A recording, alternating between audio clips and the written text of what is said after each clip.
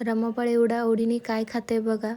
आता सीझन सुरू आहे थंडीचा, तर त्यामुळं गाजरं खूप यायला लागलेले आहेत बाजारात विकायला.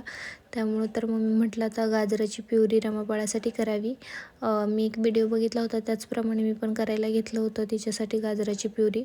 मस्त असे लाल लाल गाजर होते. गाजर मस्त बाहेरून असे त्याची साली वगैरे काढून घेतल्या मी आणि स्वच्छ धुवून खिसून घेतला. आतला जो पिवळा भाग असतो तो मी घेत नाही आहे, कारण की पिवळ्या भागाने थोडं पोट दुखतं असं म्हणतात, म्हणून मी पण फक्त बाहेरचा जो लाल लाल भाग आहे तो खिसून घेतला. एक छोटं गाजर होतं तेवढं पूर्ण खिसून घेतलं मी. खिसलेला भाग मी तो कुकरमध्ये टाकून घेतला आणि त्यामध्ये 1 ग्लास पाणी ओतलं आणि मस्त असं शिजवून मिक्सरला वाटून घेतलं एकदम बारीक. हे बघा एवढं पातळ करायचं म्हणजे बाळाला पण गिळताना त्रास होत नाही आणि गाजरं गोड होती, त्यामुळं मला काही एक्स्ट्राची शुगर टाकायची नव्हतीच, कारण की 2 वर्ष तर बाळाला शुगर द्यायची नाही असं तर मी ठरवलेलंच आहे.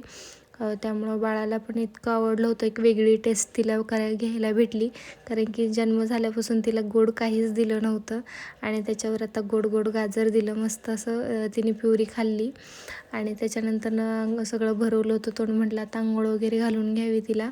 मस्त अशी मालिश केली, तिची तेल मालिश करून घेतलं आणि त्यानंतर बघा तिचं कसं लाथा मारणं चाललं, एका जागेवर थांबणं होतच नाही बाळाला काही.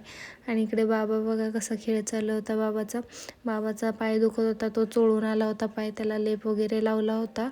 तर नंतर आंघोळ झाल्यानंतर मी तिला आज किती दिवसांनी काजळ लावलं होतं, कसं बघते बघा तिकडूनच.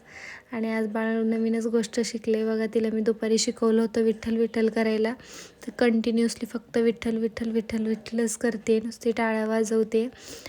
तिच्याकडं बघितलं तरी ती तेच करत असते. झोपेतून उठली होती थोड्या वेळानंतर, झोपवलं होतं मी तिला आणि झोपेतून उठून पण माझ्याकडं बघते आणि टाळ्याच वाजवणं चाललं होतं तिचं.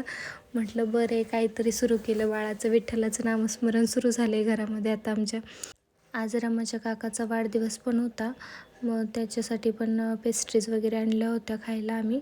तर मम्मी पण आली होती. मस्त असं जेवणाचा बेत केला होता मी, त्यामुळं मला वेळच मिळाला नाही व्हिडिओ काढायला.